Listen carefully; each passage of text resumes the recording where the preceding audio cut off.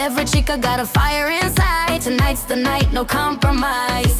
Ooh, corazón, feel the rhythm take control. Sisters rising, breaking chains, unstoppable. Chicas, chicas unfiltered. Dance it out, let the world get lifted. Chicas unfiltered. No mask, no fear, we're gifted. Hands high, corazón, let's ride. Queens of the night, can't hide this vibe. Lip gloss, tequila shots, we laugh, we cry. Turning heartbreaks into battle cries. Glow so fierce, we set the tone. Unapologetic, we own the throne. Dale, dale, move your body. Sisters rising, nobody can stop me. Chicas unfiltered, raw y bonita. Power y fuego, nuestra vida. Chicas, chicas. Chicas unfiltered. Turn it up, let the soul get lifted. Chicas unfiltered. Yeah. Unstoppable queen, so gifted. This is our time, our story to write. Together we ride, together we shine tonight. Yeah, yeah. It's time to stop auditioning for a life you already qualify for. Wondering if we're good enough, wondering if we deserve that, wondering if we're smart enough to go for it. Like, it's already yours. Take yourself off the audition platform. You're already chosen. God already picked you. So why do we feel like we have to still keep asking for permission or wondering if we're good enough or, asking if it's time to go this way, go that way? And so we're diving in tonight. Share this out. I'm going to bring our guests up one at a time. Hey, Jessica. Hello. Good to have you here tonight. We're going to bring up Miss Yara N. Ortiz. Hello, Queen. Hi, good evening, ladies. Good to have you here. And we've got Miss Teresa Julirat. How are you, beautiful? Hello. Happy to be here. Happy to be here. Let's get into it. So tonight we're talking about auditioning for a life that we already qualify for. And that people might be wondering, like, what does that mean? Where are you coming from? We could be auditioning to be loved.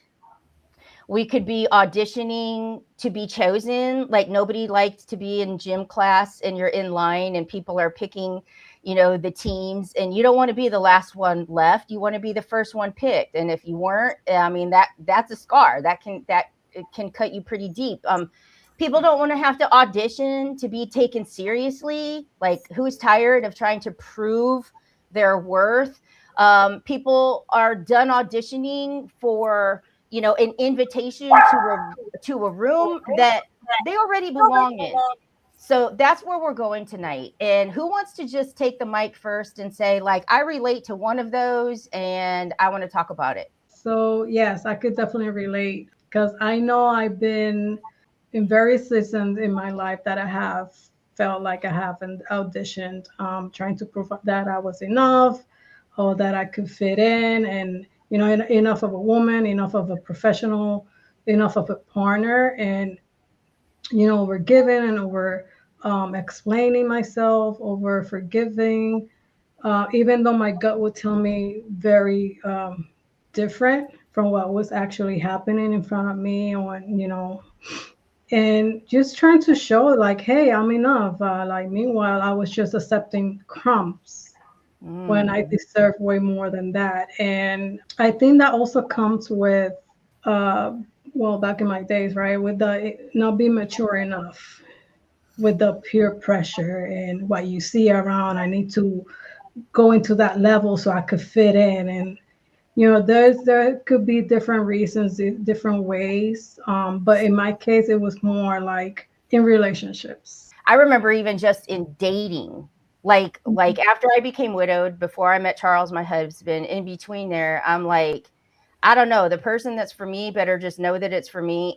For him the moment that he sees me, because I'm not dating. And to me, dating felt like auditioning for a role that I hoped I got picked for.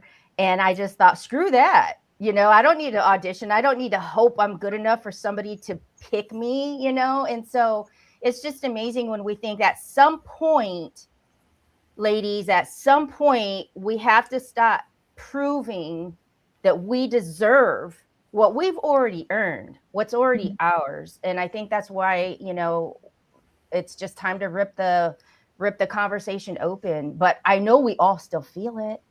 We all Yeah. still feel it. Why? I don't know. We have so many different experiences throughout the life journey.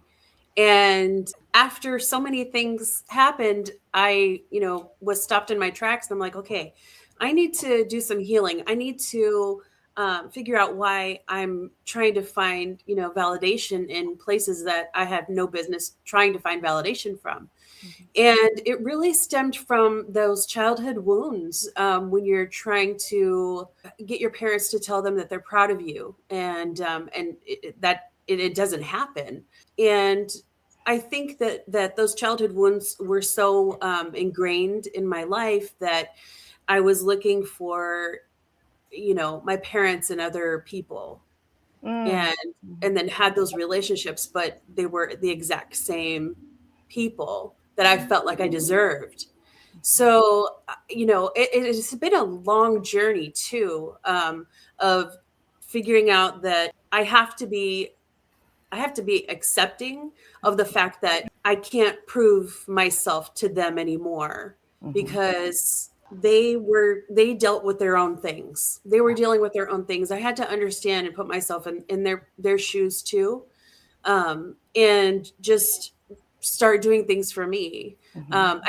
I think also, though, there's that element of self-reflection, but also the identity crisis, because you're trying to figure out who you are throughout the journey. And when you don't have a solid foundation, growing up with any type of foundation other than abuse and psychological abuse and all that stuff, you don't know where to turn. You don't know where to start, and just try to figure out, life as you go. Yeah. And so, yeah, for me, it's always been that young baby Jess. It's that trying to nurture her and trying to understand why things happened the way that they did, and then make peace with it as you go.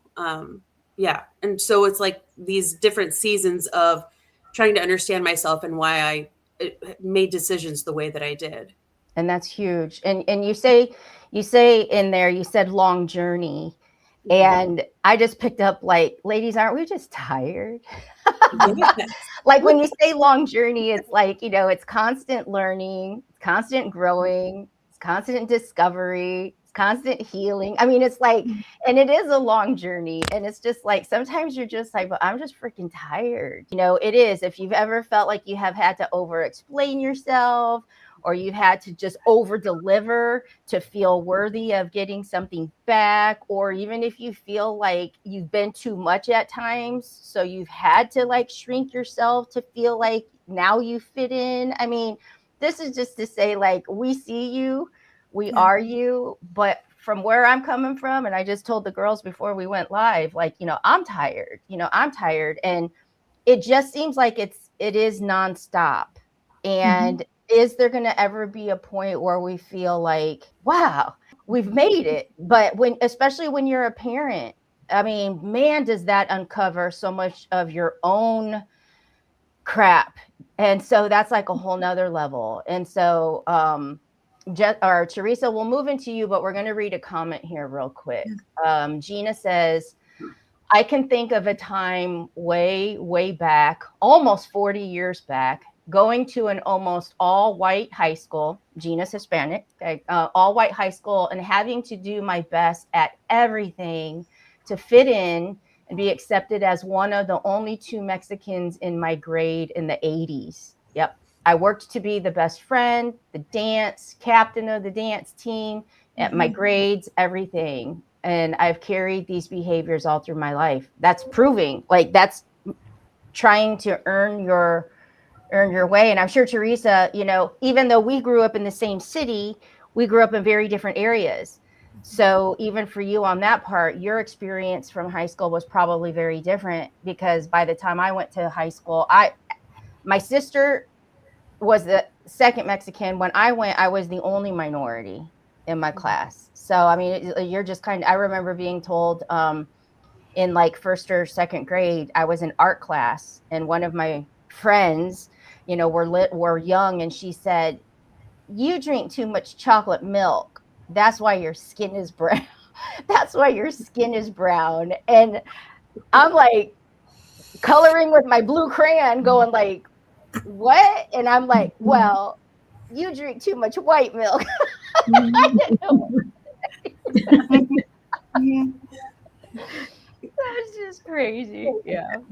Well, for me, when I saw the title of tonight's episode, when traditionally when you audition for a part, you get to read the script, you get to decide whether or not you want to try out for it. You get to decide what part you want to try out for, what role do you want to play.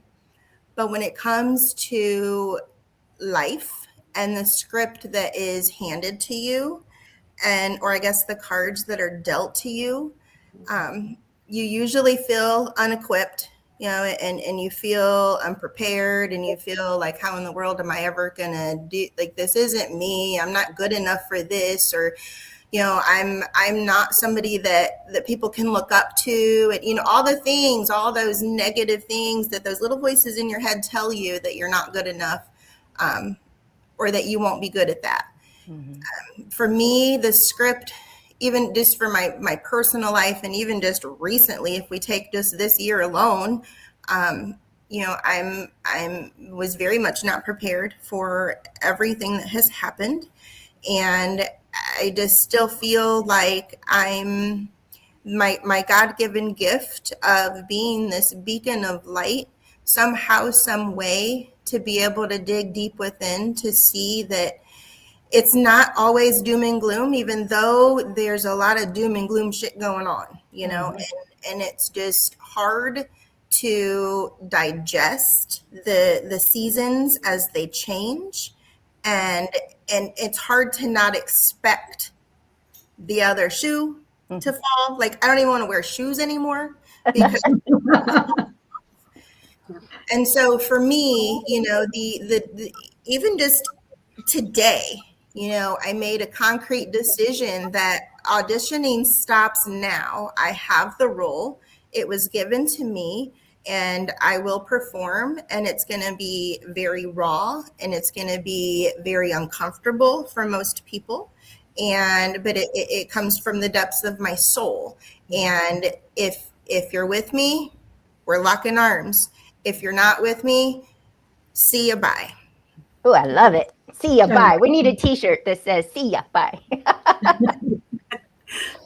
No, I love that. And I love the way that you bring up the visual of a literal audition. You get to usually read in advance. You get to decide what part you feel you would fit best in. You get to, manipulate the way you look, the way you speak, like when you're auditioning. And it's almost like, God has trusted us to already perform at our best, and the pages that he handed us are completely blank, and that's kind of hard to grasp, because it's like, how are you giving me this, that you're giving me total free will, total, like, no matter, I can't screw it up. Like, he loves us anyway. We really can't screw it up that bad that he's not going to love us. And ultimately that's the main point. But it's overwhelming because there is no guide. Like, it is a blank page. And so, some people choose to go this way and just brush it all under the rug and stay numb most of their life and just be like, F it, and this is who I am. And others are like trying to figure every piece out and do it perfect. And it's a lot. It made me think, where do these pressures come from? Like, how rooted back are they? And the reason I bring this up, me and my mom talked about this just last weekend. I do not recall, not one time, her or my dad getting on my case about good grades. Like, we never talked about grades. You know what I mean? It was just never a thing. I just knew, get A's and B's, and, if a C's in there, oh my gosh, do better. But it was never like, we're going to pay you for your A's. It was never, we're going to punish you for a bad grade. And I'll never forget, I'm in high school, and it was history class. I hate history. I hate geography too. But I got a D or something, or a C minus. I don't know, but it was on that like weird paper, and I tried to erase it so that I could like, manipulate it and change it a little bit, and then I messed it up. So I put it in my jeans pocket, and I threw a load of laundry in, and I wanted to pretend that I accidentally forgot, and I washed it, and I thought it would smear it all, but it dissolved. It like was gone. And I'm thinking, how much stress did I just put on myself, not realizing that my mom could call the school and just get another copy, But it's like, where the hell did that come from? And why do we do that to ourselves? And are we doing that to our kids? I don't know. I just had to share. Do any of you guys have a crazy story like that? Yeah, no, but it usually comes from like Jessica said, like from childhood, or what, the expectations that they put up on us. Also society, as a black or brown, as a Latina, as all of that. With me personally, I remember being told that I was the one who was supposed to keep my family together, meaning my brothers and myself, when that's not my responsibility.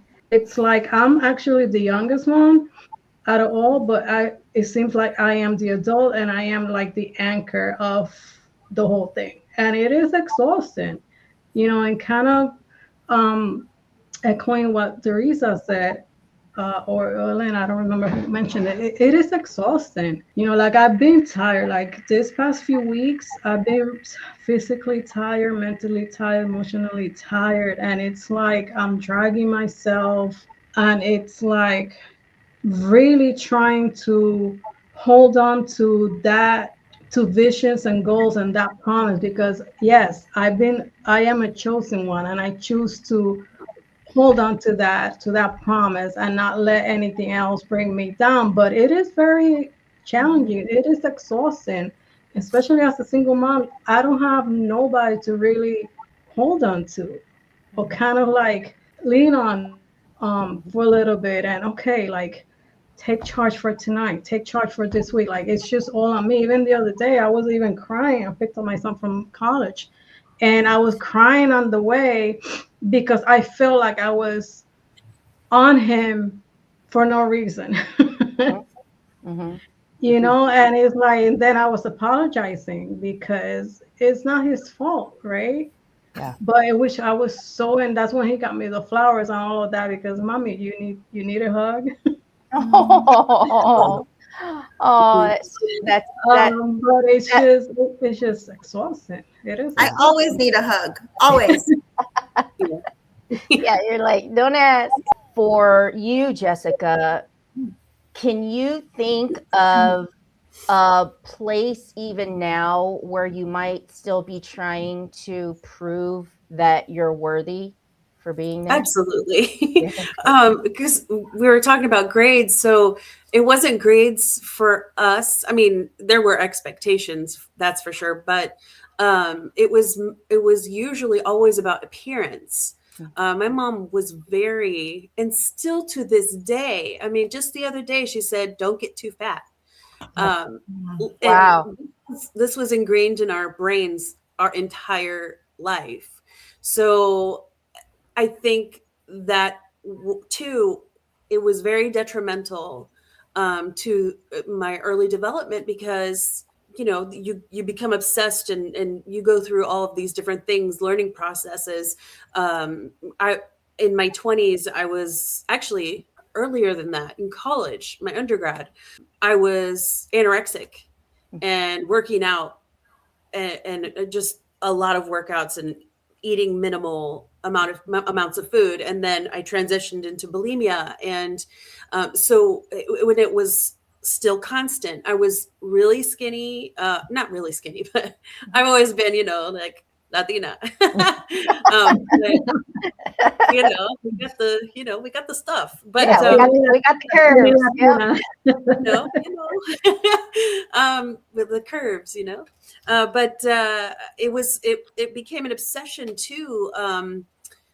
More, I guess, more along the lines of survival and trying to figure out who I was in my skin. Yeah, it was so difficult. The grades, I think, were an expectation that was like a given, but it was a constant. Mom always saying that we were fat all the Wow. time, literally all the time, and yeah, it was constant and never satisfied either. But I think that is because of the expectations that were put on her Mhm. by a macho Mexicano. Yeah. It's like, okay, I get it, but when's it gonna get, like, when can I just be me Mhm. and be okay with that? And that's always been hard. I think it will always be hard. Yeah. I feel like I'm good, and then something will come up and she'll be like, don't get too fat, So, it's like, it's that constant reminder. And that's the thing. We're always going to be tested. We're always going to be challenged. And then we got to see where we're at that Mhm. point. If Mhm. it's a trigger, then we know we have more healing to do. Yeah. Because once she says, "Oh, you're too fat," and I don't care, that's when I know I'm good. I'm going to Yeah. be good. I'm going to be okay, because then I can identify my triggers. Yeah. Do you find yourself hearing that? Like let's say like Jessica, let's meet up and go get, donuts or something, or we want to eat some. Do you still hear that like in your head of don't eat that other donut because don't So get fat? that's the funny thing. Before I became a mom, yes, all the time. But since I've become a mom, I'm not nearly as hard on myself, Yeah. if at all. Like, I don't want to keep that trauma with my daughter, and I don't want her to see it either, because I saw it with my mom all the time. She would always be, like, with the newest fad diets, and she would like make us drink castor oil, Oh my God. and I don't know if anybody's ever taken castor oil before. Oh my gosh. Yeah. It's fun times. I So, didn't drink that. I was like, too busy drinking Budweiser at 13. yeah, so it was like all these concoctions, and this, do the cayenne pepper, that'll curb your appetite, and do the apple cider vinegar, and do this and do that. So it was all these fads.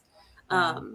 But yeah, like, being a mom, becoming a mom changed my life. So it was, yeah, only if you're constipated. Yeah, yeah, and we weren't. We weren't. You're like, we didn't have a chance to meet. Right. Yeah. So yeah, and that's yeah, it's just yeah, after the miraculous experience of, my pregnancy, and then becoming a mom, I was like, okay, I knew I had a lot of healing to do, because you are faced with Yeah. everything. You're faced with your demons, you're faced with your trauma, and there's nowhere to turn to. You have to deal with it. Yeah. So not only am I raising a child, but I'm also facing all of the abuse and everything that I tried to bury and tuck away, Yeah. and not face. It's almost like you're raising a child, but yet you have to heal the child within you, that Yeah. only now you can identify it. Yep. I know that happened with me, with my sons. We talk about this today. They talk about still feeling very awkward. I was never like a mommy and me play date person. I didn't even know like nursery rhymes and all, like, so Yeah.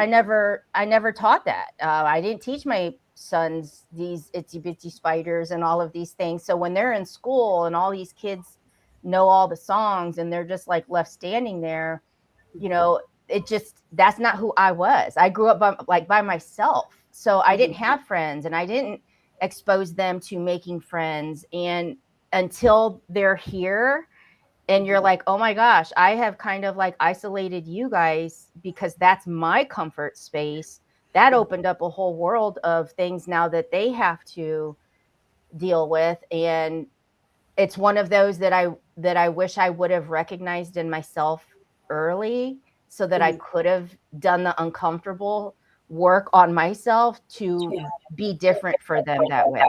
And I just didn't. So Teresa, one of the other questions that's here with us is, what arena or what kind of room, I know that you said like today's the day, like you're done. Where do you feel that you've been shrinking yourself to fit in?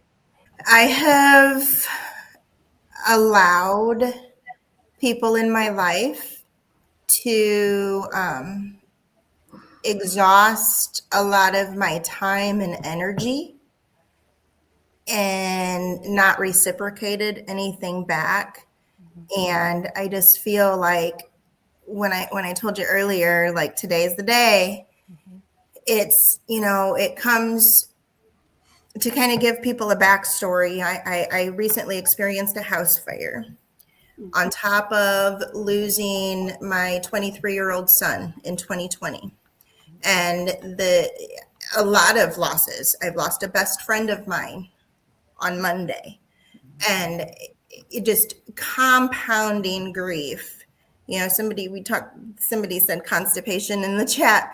And that's what it feels like. It's a constant this on top of this on top of this, where nothing healthy can get out unless you learn to like streamline within yourself. And you learn a lot about yourself in your moments of despair. And when you come face to face with death, and when that's reality, a lot of clarity happens, and you really realize that it's not really, it's more, how many days do you have left? It's not like, because tomorrow's not promised to anybody. Right. And, people talk about, what are you going to do with your dash? That dash is so important, right? And it really helps you when you're faced with trauma and despair and just so much pain. You're like, you know what? You have to decide you're not going to live there. But other people can try to decide it for you and dim your light and like really come and reach in your room and shut your light off. And you have to find that strength and dig deep and not allow other people to dictate and control who you are. Like the theys of the world, right? They will talk about you when you're not in the room. And are they really talking about who you are as an individual, or is that the person that they perceive you to be, or is that the person that they're trying to force you to believe that you are? Mm-hmm. And that's where I am. I know whose I am, and you say that a lot. Mm-hmm. I know who I am, and I know who I have been placed on this earth for. And it's unfortunately not who you would expect. Mm-hmm. And sometimes it's the people that you feel you believe will be there forever. And it hurts when you realize that they're not going to be front and center in your fan club. Yeah. Oh, that's a big one. That makes me think of that, a reason, a season, or a lifetime. Yeah. When people come into your life, they're coming in for a reason, or they're coming in for a season, or they will be there for the lifetime. So I like to think of those as those never again moments. Sometimes you have to be pushed to that point when you're like, F it, never again. Like, how did I get here again and again? And then finally that one time you're like, I'm done. Like, never again. It's reached its limit, and it's almost like it finally clicks. You know what I mean? And so at those moments, it doesn't mean that it's easy. And so I think having this conversation and letting other chicas that are tuning in and watching hear the vulnerability and hear the realness and the rawness, as like, we all go through these things. And right now is your time, Teresa. So we're here for you, like, to give you that safe space, and just pour you with love, because ultimately that's the best thing that we can do. We all know nobody can step in and fix it. We all know that nobody can give you any answers, but we can cover you in love. So, Yada, your turn. In speaking of places of auditioning, does anything come forward in your life now that you can recognize it's time? Like, I need to just rip the script and own my space. Are you going, like, is there anything happening in your life, or has 2026 in its new year revealed anything to you about what's changing for you? Yes, well, various things. First, being comfortable in my own skin, because that's one of the things that I have really struggled in growing up and pretty much all my life, is because I'm the only girl in my household growing up. I grew up with six guys. So my childhood was not dolls and dresses and makeup. It was actually boxing and wrestling and throwing myself from the bed and all that. So I have never felt that feminine. I have never felt like I'm that skinny little girl with the dresses and all of that, So I'm too self-conscious about that. I can rock my high heels and dress and this and when I need to, when I want to, when I have to. But I'm more of a kind of tomboy. I like my sweatpants and hoodies and stuff like that. Plus, I'm from New York. That's one of the must in New York. But I'm too self conscious about it. And on top of that, being a single mom, my masculine side is really overtaking my feminine side on top of it, Mhm. right? So I really struggle with that. And I've been praying a lot about mindset, about being, comfortable with myself, about whenever my person comes, that I allow him to be the man Mhm. and not me really trying to overtake it, because I'm naturally like this. Plus, I have to. Yeah. So it's still a struggle, and I always pray about it. I try to sometimes like um, play it off and not think about it, but just feel comfortable myself and my skin and my weight. That's another thing. When I was listening to Jessica, that's another thing, feeling comfortable with my weight. I gained some weight right now and I've been struggling with it. So sometimes like, oh my God, I want to look at myself in the mirror, but sometimes like, okay, I'm good. Like I'm just Mhm. good.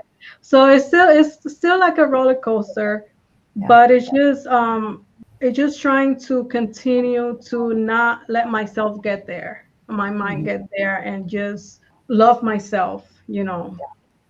And that I think is key, is just learning to love ourselves as is today, right now. What would you think auditioning looks like in real life? When we think of sometimes being afraid to tell somebody no, or being afraid to, I think of sometimes when you're invited to go somewhere and you just don't really want to, but you feel like, all right, I probably should. I mean, why do I feel that way? I'm not sure, but I do. So those are things that for me are still little, but they absorb so Hmm. much energy. Why do I put myself last and do these things that other people need, Yeah. instead of just feeling like I can say no? And I do that even with my sons. I'm there for my sons, like, at any time, even if it's compromising how I'm feeling. And it took them to tell me, why don't you just say no?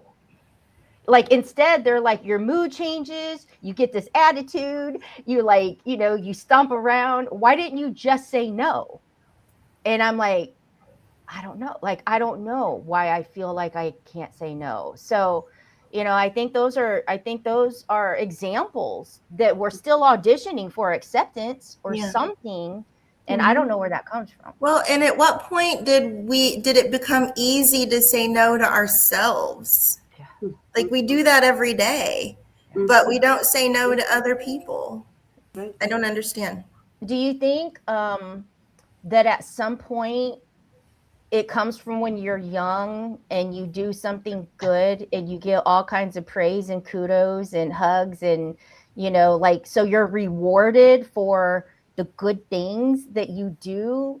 And if you do something, bad, whether you knew it was bad or not, you're kind of scolded or punished, or like you're almost afraid. Like if you're reaching for a socket and you can't put your fingers in, you don't know that it's because it's going to hurt you, but you know that you did something wrong and you got in trouble for it. So, I mean, do you think it's like that deeply rooted that because we got praise and love and hugs and extra kisses when we did something good, or we did it cute, or we listened if they told us like go get us that, and we come back with it and yay, you did something good, like is it an internal acceptance that we feel we're going to lose if we say no? I think for me, I know I come from a serving heart, and I know that I know what it feels like to feel good, and I like to make other people feel good. And if I can be, there's like that image where the person standing there and they've only got a few pieces left, and that person in front of them is missing one piece. I will give and give and give because I know that's going to complete them and make them feel better. Meanwhile, I'm the one with the empty cup, and I'm the one with, that needs to like find ways to be refilled. And I just think that's, for me, I like that too much. I like making other people feel loved and wanted and just whole, even if it's at my own expense. Yeah. And I'm trying to like rewire and say, okay, me too. Me too. Me first. Right now, I'm in a season of me first. It just has to be that way. I love that. We're going to check on you and be like, me first, right? Yeah. Please. What do you think would happen? Let's flip the switch a minute. What is the worst case scenario that can happen to us if we do flip that switch? And you're like, no, I can't today. No, I'm not gonna today. No, I'm gonna do this for me today, and you deal with it. Like, what is the worst case scenario that can happen if we actually just do that? I'll be okay, but other people will not be. Other people will be very pissed. People don't like to, when they're used to you saying yes all the time and coming through all the time, when you start setting those boundaries, they don't like it. It gets uncomfortable. And that's when things start falling away. People start falling away. Those relationships and friendships and everything. Because again, people are used to seeing you small, always saying yes, always coming through, dropping everything to go serve and help and all of that. So they get comfortable with that version of you. So the agreeable one, the overgiver, the one who keeps saying yes to everything, even if we don't want to. I've been guilty at that, as way too many times, just because I felt like I was obligated to say yes. Also because of what would people think, and because we're so fixated of what people would think, right? So they continue stepping on you whenever they want. And when you open your eyes and you finally choose you, right, Teresa, you start setting those boundaries, things start to, shift. And people don't like that. People, because now you think you are, they start thinking that, oh, then I should think she's better than everybody else, and everybody, they don't like that. And even with yourself, when you have already opened your eyes and you are shifting, you're changing, even you may feel comfortable because God is working on you. God is removing things. God is pruning you. He's how you say that, stretching you. I never understood boundaries. I really didn't. I didn't understand boundaries until, like, hell, it could have been Yada when you said something about needing to set boundaries a couple years ago. I mean, I just never even knew that term. Just like I never knew the term narcissist until until my husband died. Like, I didn't know anything about that. I just thought he was a moody asshole. I didn't know it was a thing. I mean, honestly. So speaking on boundaries, like I never even like thought of boundaries, but I had hit one in a business setting here recently, and I'm going to like just share that because some of you guys are in business and all of that. I pour so much of myself into my people, into the things that I'm building, into the quality that we deliver, and it stretches me. You know, I get tired some days, but there was not too long ago this like period of a couple days where, you know, this person needed this and this person wanted to pick my brain and this person was asking a question, and I'm like, enough. Like, hire me. If you value what's in my brain so much, put money on it. And otherwise, quit interrupting my time, because I got people that need me. But I had to get there, you know, and that's a boundary. But because we're giving, because I know the struggle, because I believe in people and their dreams, I'm constantly like, sure, what do you need? What do you need? Until finally it's like, wait, like there's nothing left of me to give to the people that truly need me right now. And so I think, you know, even just speaking on boundaries, I never knew how to set them. I never knew what that looked like. And now I'm like, okay, it came with the price tag. You want my brain? You're gonna pay for it, you know? But it's like, why, like, how do we learn these things when we never really, what do they say? You don't know what you don't know until like it's in your face. And so I never knew the term narcissist, and I never really even understood boundaries until they're completely depleted and I realized I had none. And that's like exhausting. Jessica, you're shaking your head like, yeah. Yeah. I mean, boundaries, I feel like boundaries will always be a thing with me because I've been, thrown around so many different ways by so many different people for so many different reasons. And I think, I was always a yes person because of that validation, not getting the validation that I needed throughout the whole journey. And then, well, there's, if I do this for someone, then, then they'll appreciate me more or something like that. It was just a very like abused mindset because I didn't know any better. Like even trying to establish boundaries, which is so funny. I have a twin sister, and I've had conversations with her about this before too, because she knows how to set boundaries. I'm like, how do you do that? I mean, she's like, well, because I'm not going to be inconvenienced, or, she's like badass that way, because I never thought I could assert myself to have boundaries. Mm-hmm. And yeah, I think it will always be a thing. Lately, though, I have been tested lately, especially with my professional career. I have been, proud of myself because I have been, talking back. Mm-hmm. I have been pissed, and I express that, I express that to the higher ups. And I tell them, I'm actually really pissed right now, and I'm not going to shy away from telling the truth. Yeah. And it's taken me a really long time for me to feel comfortable with that. Mm-hmm. And I feel like if we don't set our boundaries, we're always going to get stepped on.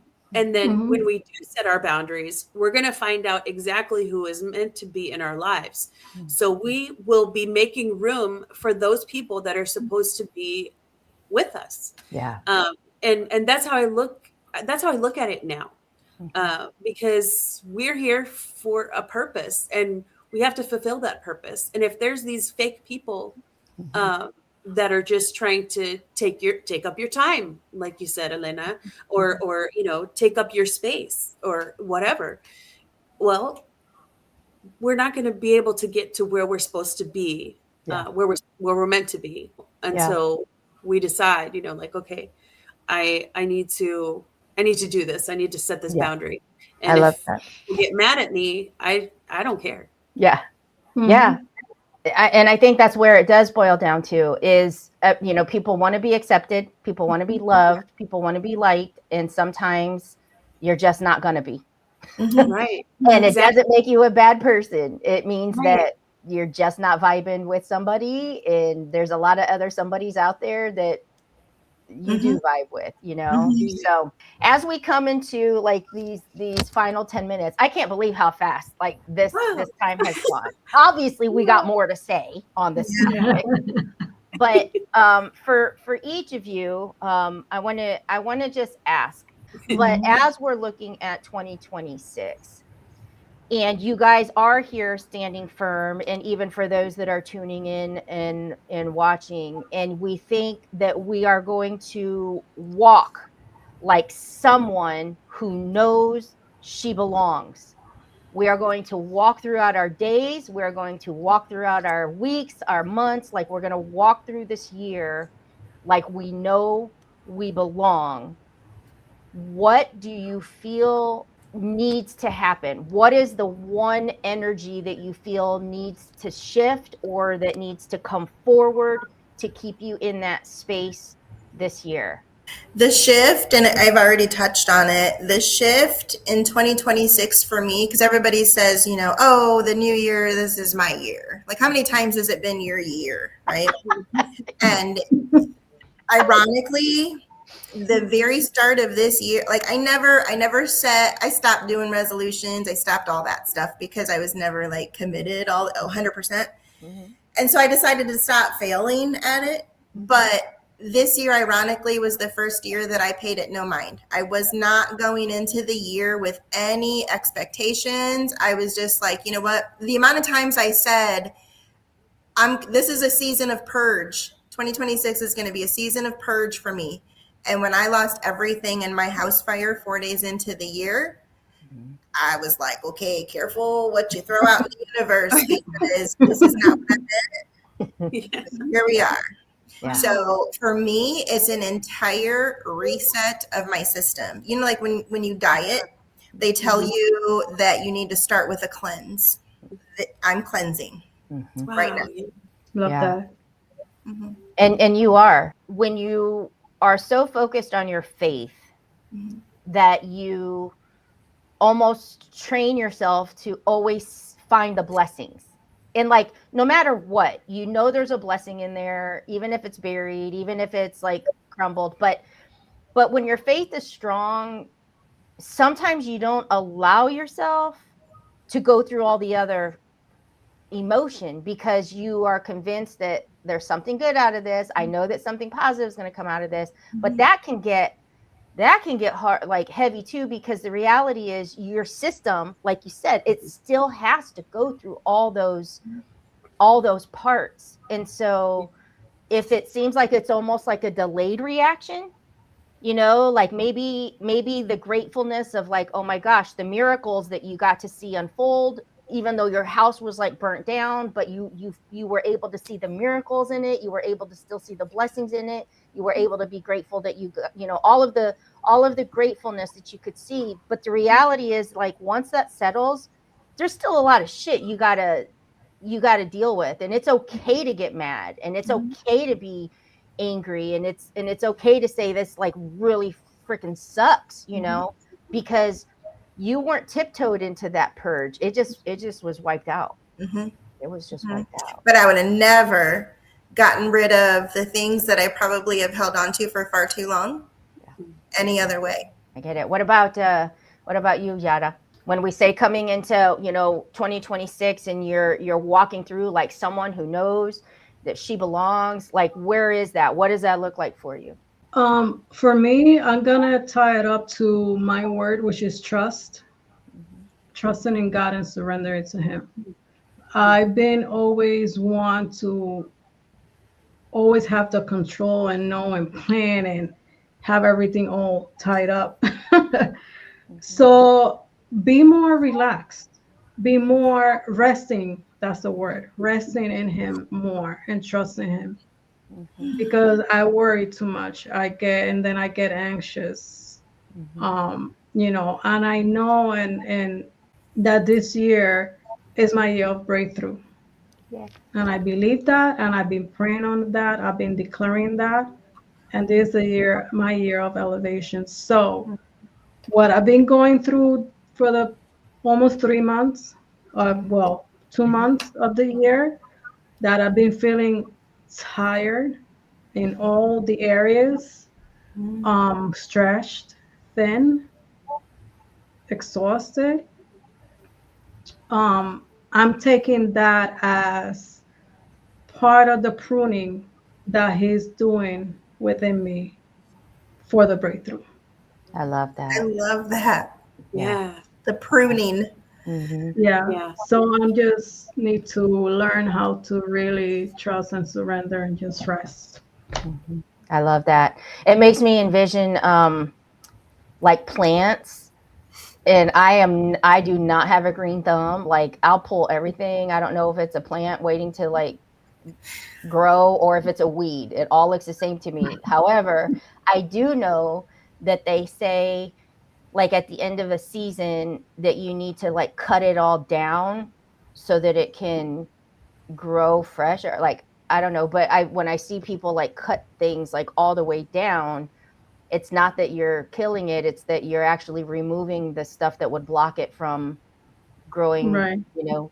So that's what I envision when you say that you feel like God is pruning you right now. Like he's It's clipping all this stuff out off that is going to be that has been blocking. And when you say breakthrough, I just envision you like growing like this beautiful rose bush that has been trimmed down to like nothing at one point. So it's funny that you say that because I hired somebody to help me with my landscape a few years back. And I just what I envisioned was not what happened, and they took everything down to the ground. mhm. And I was devastated, thinking, "Oh my gosh, you've taken everything!" Like it was beautiful. But when I tell you, in the spring, when those plants and flowers started blooming and growing, they were the most beautiful they've ever been.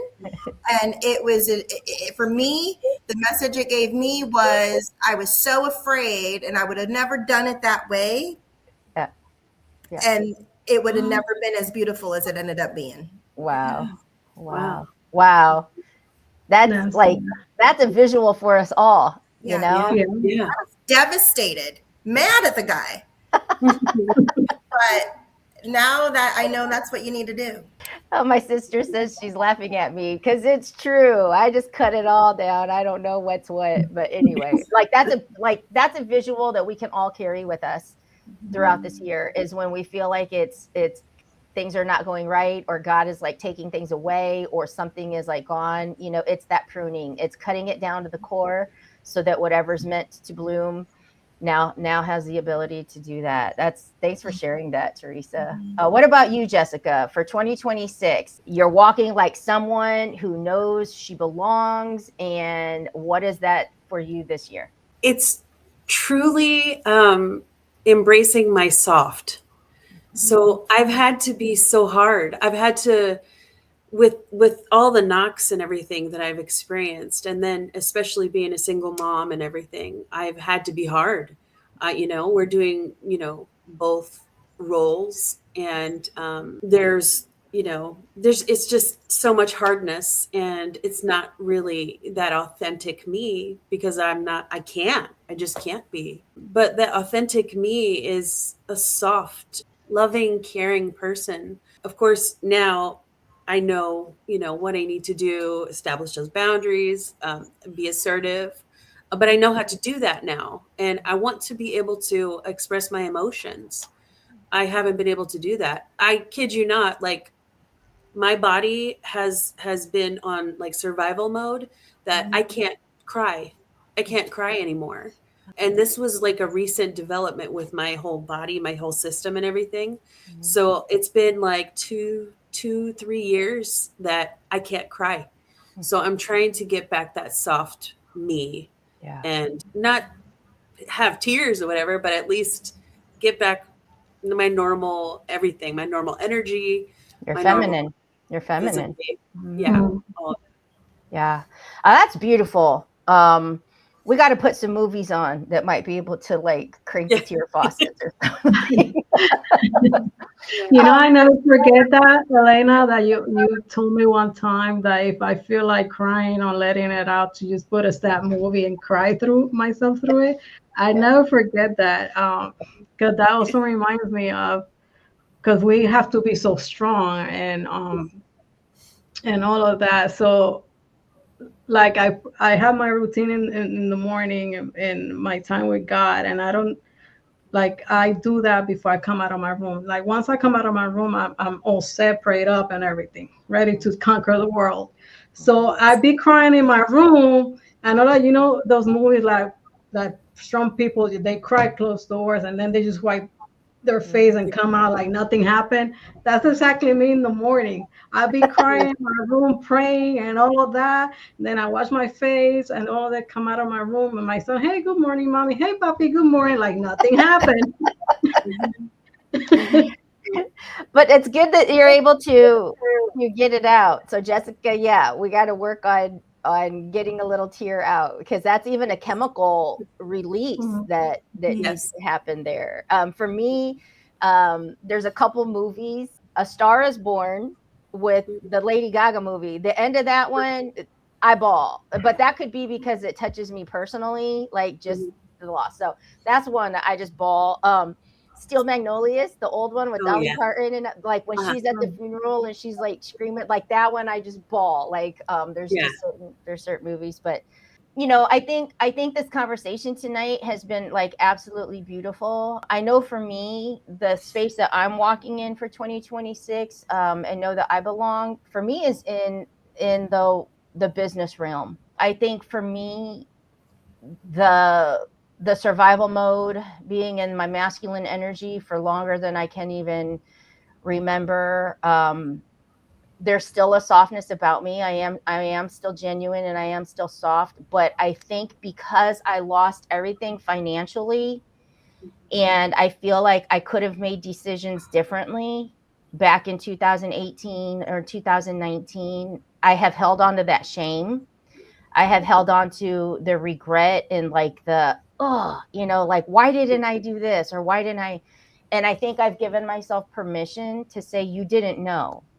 So maybe if you'd have known, you would have done different, but I didn't. And so I've really worked on letting that go. But I think for me, because that financial piece has been the struggle, I've discredited my badassery in business. Like I felt like because I wasn't on a financial level in my business, how could I think I'm good at this? You see? And so I undermined my gift and my brain.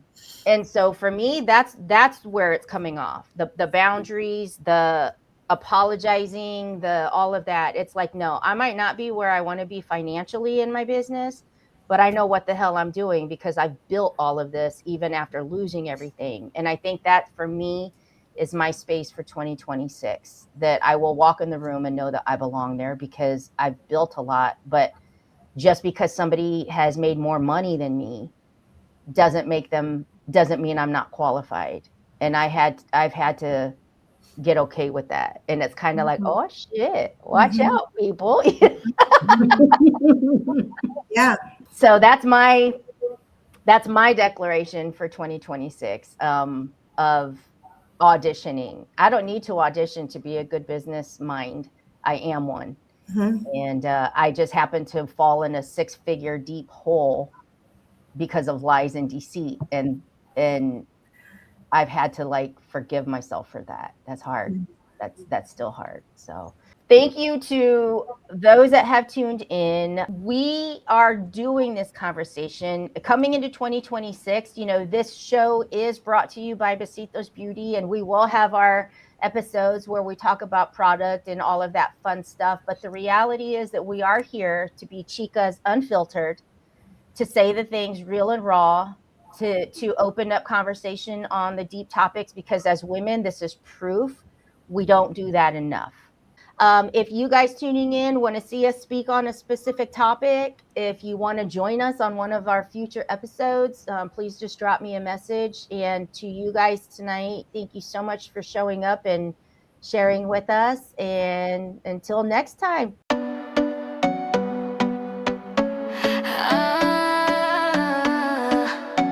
Chicas Unfiltered.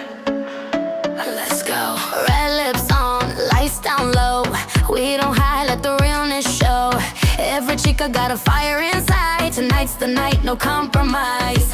Ooh, corazón, feel the rhythm take control. Sisters rising, breaking chains, unstoppable. Chicas unfiltered. Dance it out, let the world get lifted. Chicas unfiltered. No mask, no fear, we're gifted. Hands high, corazón, let's ride. Queens of the night, can't hide this vibe.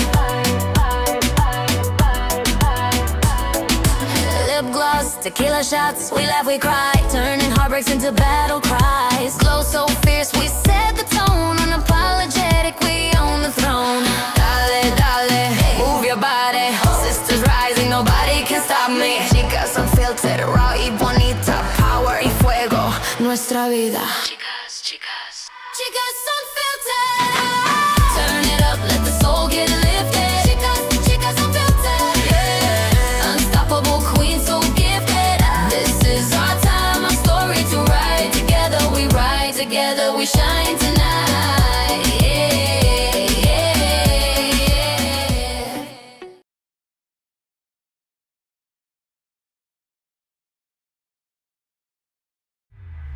This is your Prospera era, where dreams align with grace, abundance flows like rivers. You've stepped into